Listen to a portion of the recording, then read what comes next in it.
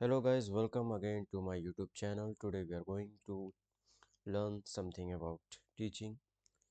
Last हमने complete कर लिया था यहाँ तक objectives of teaching तक. अब आगे करेंगे next 4 pages.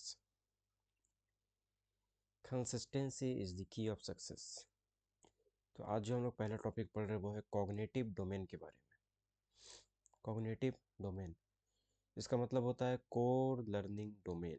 ठीक है, डीपली स्टडी.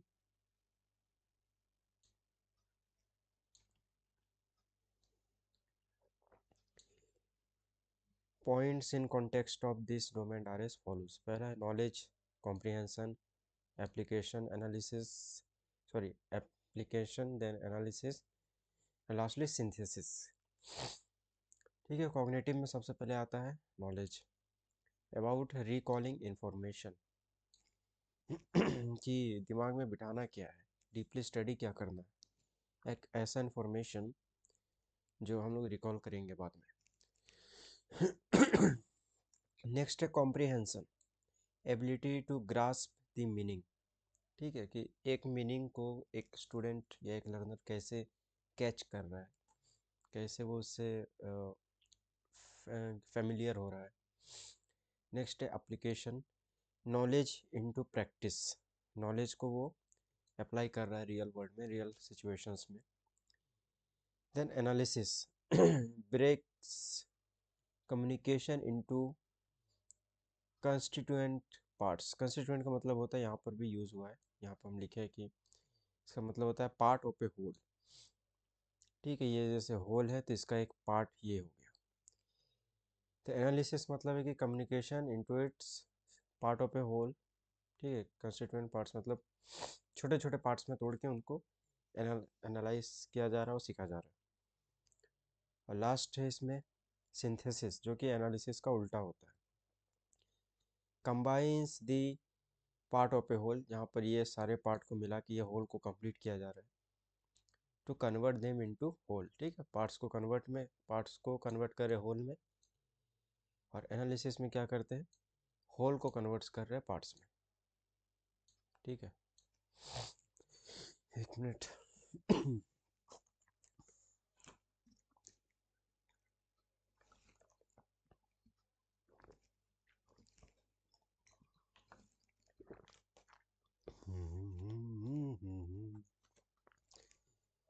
और लास्ट इसमें जो आता है पॉइंट वो है इवैल्यूएशन, जजमेंट अबाउट वैल्यू. कि अब तक जो सीखा है उसका वैल्यू क्या है, कौन सा जगह होल्ड करता है टीचिंग में. नेक्स्ट है अफेक्टिव डोमेन. कॉग्निटिव हुआ, नेक्स्ट है अफेक्टिव डोमेन. इसका मतलब क्या है, affective domain linked with emotions.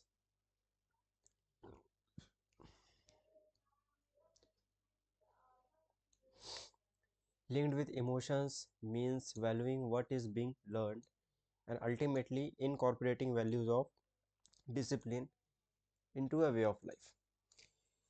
ठीक है, इमोशन के साथ लिंक है. मीनिंग है इसका कि हमने क्या सीखा, जो भी सीखा है उसका वैल्यू क्या है. And ultimately incorporating values of discipline into a way of life.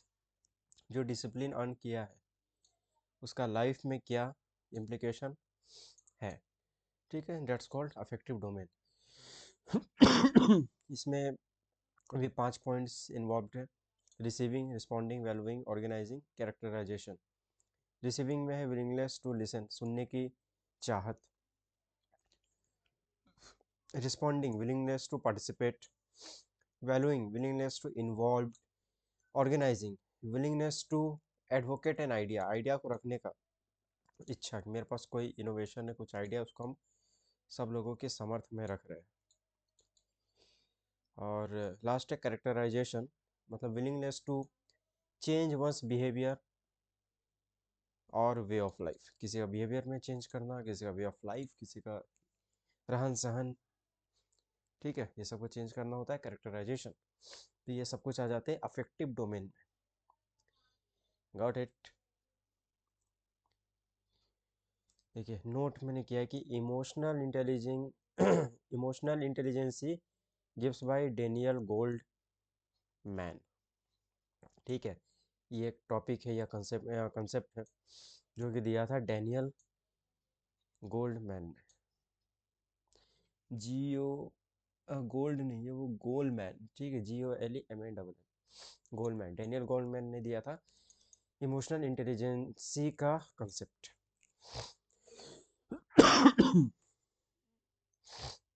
चलिए आगे बढ़ते हैं। साइकोमोटर डोमेन, ठीक है, साइकोमोटर डोमेन, जिसका मतलब होता है टेक्निकल स्किल्स। टेक्निकल स्किल जब हम लोग सीखते हैं तब वो कौन सा कैटेगरी में आ जाता है? साइकोमोटर डोमेन में। ठीक है, इसमें भी 5 लेवल्स हैं: imitation, manipulation, precision, articulation and naturalisation. एक करके देखते हैं। इमिटेशन में है demonstration of a skill by a skilled person. कोई स्किल्ड पर्सन है, वो अपने स्किल को बता रहा है, दिखा रहा है, समझा रहा है, ठीक है।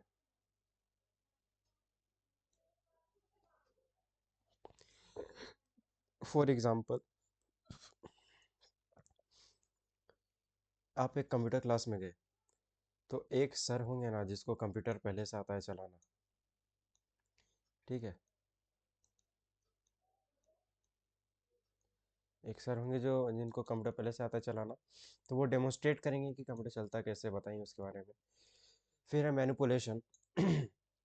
Learner tries to experiment various aspect. अब लर्नर खुद से उसमें कुछ ढूंढता है कि इसमें और क्या नया लाया जा सकता है, और क्या इसमें नया कुछ है, अपने से मतलब सर्च करता है नॉलेज के बारे में कि इसके और क्या क्या तथ्य है। Next, precision, accuracy in performing various acts. When we are performing various acts and most of the acts are accurate in order to gain some knowledge, then it is considered as precision.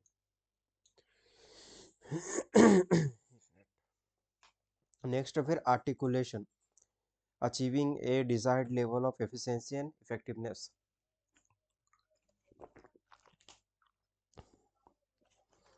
जब एक अपने अनुसार, मतलब हमको जब feel हो रहा है कि हम इतना सीख के बस मतलब हम कुछ सीख रहे हैं, मेरे पास कुछ आ गया कंसेप्ट, हम उसमें एफिशिएंट हो रहे हैं, इफेक्टिव हो रहे हैं, then it will be considered as articulation, ठीक है। आर्टिकुलेशन हो गया अचीवमेंट है desired level of efficiency as well as effectiveness. Naturalisation है individual is able to adapt. Every individual is able to adapt, ठीक है, देख के सीखते हैं।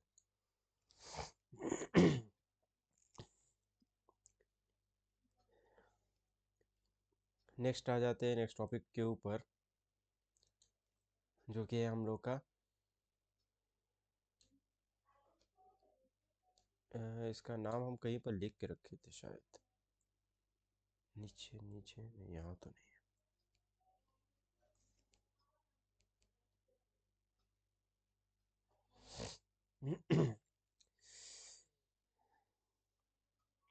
गैगने and Briggs classification of teaching and instructional objectives.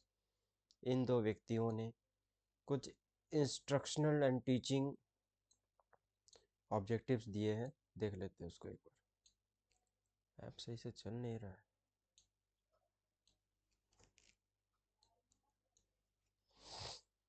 पहला इंटेलेक्चुअल स्किल,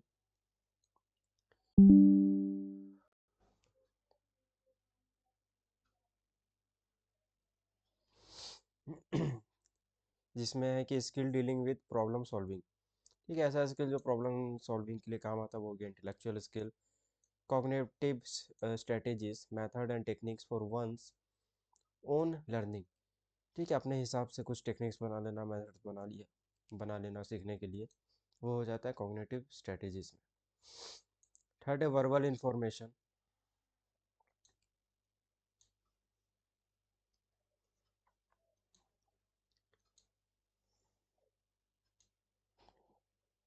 ठीक है, थर्ड है verbal information, which simply means organised body of knowledge, मतलब एक स्ट्रक्चर होगा।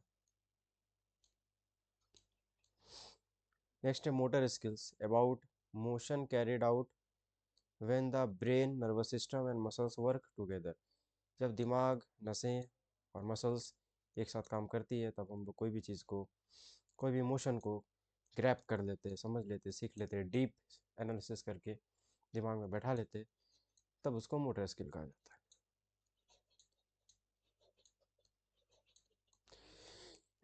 आगे बढ़ते, लास्ट है attitudes, internal state of an individual. एक इंडिविजुअल का क्या अप्रोच है किस काम को करने के लिए, then it is considered as attitudes. Next आ जाते हैं हम लोग मैक्सिम्स ऑफ टीचिंग के ऊपर। इसका मतलब होता है a maxim is a ground rule और फंडामेंटल प्रिंसिपल। ठीक है, बेसिकली बेसिक प्रिंसिपल।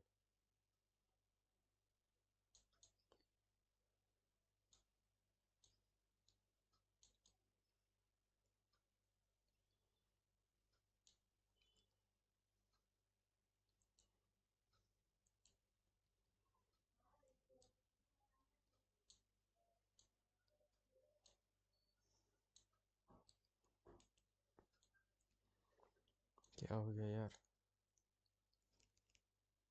जो भी जीत ही तो।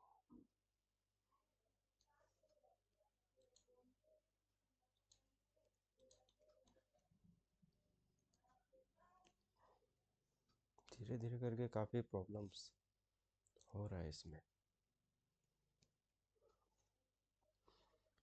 जो भी जीत ही दुआ। चलिए, पढ़ना तो है। तो मैक्सिम्स का मतलब होता है fundamental principle that has evolve over a period of time, जो समय के साथ साथ निरंतर इवॉल्व होते जा रहा है, बढ़ता जा रहा है। ठीक है, इसमें क्या आता है? फंडामेंटल प्रिंसिपल्स क्या है? सिंपल से कॉम्प्लेक्स जाना है, इजी से स्टार्ट करना है, देन डिफिकल्ट तक जाना है। दूसरा है फ्रॉम नोन टू अननोन, कुछ ऐसा चीज़ बताओ जो पहले से सबको पता है, उसके बाद फिर अननोन चीज़ के ऊपर जाओ। थर्ड है फ्रॉम सीन टू अनसीन, ऐसा कुछ जो देखा हुआ है, ठीक है, फिर वहाँ से ऐसा कुछ जाओ जो देखा हुआ नहीं है। ठीक है, ताकि मतलब पहले वो चीज़ें पता होनी चाहिए, थोड़ा बहुत तो कुछ एक नॉर्मल सेंस में पता होना चाहिए, उससे सीखने में इजी होता है और सिखाने में भी इजी होता है। फोर्थ है फ्रॉम कॉन्क्रीट टू एब्स्ट्रैक्ट, पहले ओवरऑल कंसेप्ट बताओ, फिर उसको, ओवरऑल मतलब ओवरऑल तो एब्स्ट्रैक्ट हो गया, कॉन्क्रीट मतलब डिटेल्ड, डिटेल्ड बताओ, फिर वहाँ से ओवरऑल के ऊपर जाना।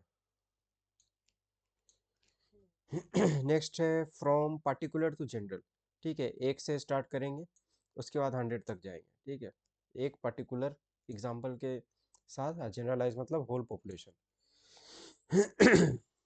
फिर है next from whole to part, ठीक है, पहले पूरा बताना है, उसके बाद फिर पार्ट तक जाएंगे, उल्टा है ऊपर वाले से। नेक्स्ट है फिर फ्रॉम इनडेफिनाइट टू डेफिनाइट, ऐसा जो पता नहीं है, फिर ऐसा जो पता है। फ्रॉम साइकोलॉजिकल टू लॉजिकल, ठीक है, पहले दिमागी स्तर पर, उसके बाद वे ऑफ थिंकिंग, पहले दिमाग में बैठाओ, उसके बाद दिल धड़कन सब जगह बैठाना लॉजिक के अकॉर्डिंग। ठीक है, कि वेदर इट इज लॉजिकल और नॉट।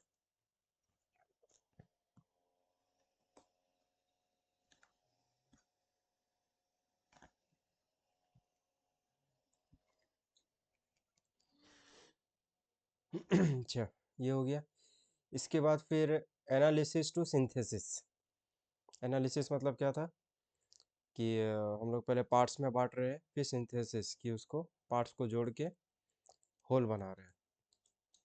ठीक, देन है फॉलो नेचर, जो स्टडी का नेचर है उसको फॉलो करना है।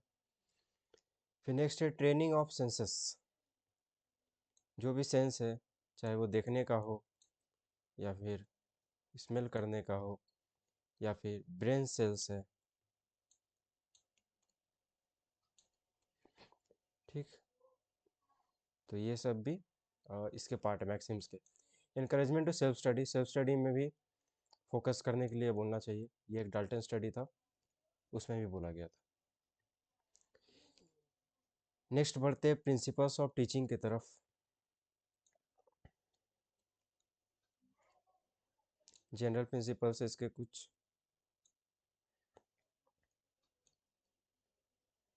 और कुछ साइकोलॉजिकल प्रिंसिपल्स हैं।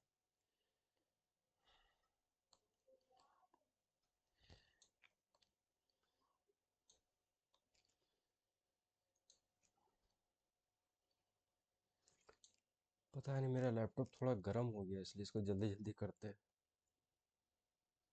आज पहली बार हुआ है, पहली बार दिल ये प्रिंसिपल्स को देख लेते फटक से। प्रिंसिपल्स ऑफ डायरेक्शन, प्रिंसिपल्स इसमें सिर्फ कुछ नहीं, नाम ही है। Principle of direction, activity, interest link with life, definite aim, recognising individual differences, ये साथ में selection, planning, division, revision, creation, recreation, democratic dealing मतलब डेवलपिंग सेल्फ कॉन्फिडेंस। ये सब आ गया जनरल में, जनरल प्रिंसिपल्स में। साइकोलॉजिकल में क्या, principle of motivation and interest, recreation, repetition and exercise, encouraging creativity and self expression, sympathy and cooperation, reinforcement, remedial teaching, ये सब साइकोलॉजिकल प्रिंसिपल्स में आ गए। इसका हमारा लास्ट पेज।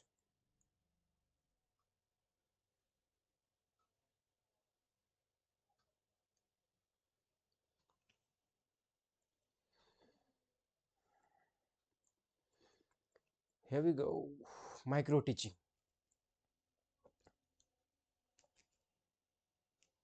माइक्रो टीचिंग क्या है?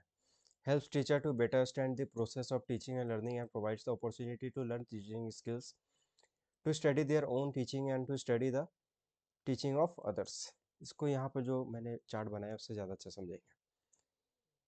टीच पहले सिखाओ, फिर फीडबैक लो, उस फीडबैक के अकॉर्डिंग फिर रीप्लान करो। और सबसे पहले प्लान करना, सॉरी, प्लान के अकॉर्डिंग फिर टीच करना है, वहाँ से फिर फीडबैक मिलेगा, फिर प्लान को रिवाइज करो, रीप्लान, फिर से पढ़ाओ, रीटीच, फिर से री फीडबैक, और प्लान में फिर वापस शिफ्ट। तो ये साइक्लिकल सर्कल है, ऐसे चलते जाएगा। ठीक है, तो यही है हमारा माइक्रो टीचिंग। नेक्स्ट आ जाते हैं इफेक्टिव इफेक्टिव टीचिंग बिहेवियर पर। Teach for understanding rather than exposure. ठीक है, अंडरस्टैंडिंग के लिए ज़्यादा सिखाना है, ऐसा नहीं कि बस सिलेबस कंप्लीट करना है। Focus on depth knowledge. Explicit introduction, teacher should share big ideas with students. ठीक है, बड़े आइडियाज़ को शेयर करना चाहिए हमेशा होलिस्टिक वे में। इसका folded instruction, required support provided by teacher. जो भी स्टूडेंट को एक रिक्वायरमेंट है सपोर्ट का, वो उसको प्रोवाइड करना है टीचर को। मेथड्स देख लेते हैं, मेथड्स ऑफ टीचिंग। ऐसा है तो बहुत सारे, आज यहीं तक करके छोड़ देंगे। टीचर सेंटर्ड टीचिंग मेथड्स में आ जाता है लेक्चर मेथड, सबसे ज़्यादा फेमस है, डोमिनेटिंग है, जो क्लास में जाके पढ़ाया जाता है। टीम टीचिंग मेथड, 2 और मोर टीचर्स टीच टुगेदर। एक ही क्लास में 2 या 2 से ज़्यादा टीचर पढ़ाते हैं साथ में मिलके। टीवी या वीडियो प्रेजेंटेशन, जैसे अभी जो ये वीडियो आएगा, ये इसी का एग्जांपल है। जो आप ये वीडियो अभी देख रहे हो, ये इसी का एग्जांपल है। डायलॉगिक टीचिंग एंड डायरेक्ट टीचिंग। ठीक, वाई रॉबिन्सन एलेक्जेंडर ने दिया था डायलॉगिक टीचिंग का, जिसका मतलब होता है पावर ऑफ टॉक, कि एक टीचर कितना अच्छा बोल के पढ़ा रहा है। और डायरेक्ट टीचिंग स्ट्रेट फॉरवर्ड, मतलब क्लास में आया और वो जो पढ़ के आया है या बुक से पढ़ाना स्टार्ट। प्रेफरेबल यही रहता है कि वो जो पढ़ के आया है उसी के बेसिस में वो पढ़ाए। कल फिर मिक्स्ड ग्रुप ये सब करेंगे। आज के लिए फ़िलहाल इतना ही। आई होप थोड़ा बहुत ठीक लगा होगा। Like, subscribe, share and share again. Thank you.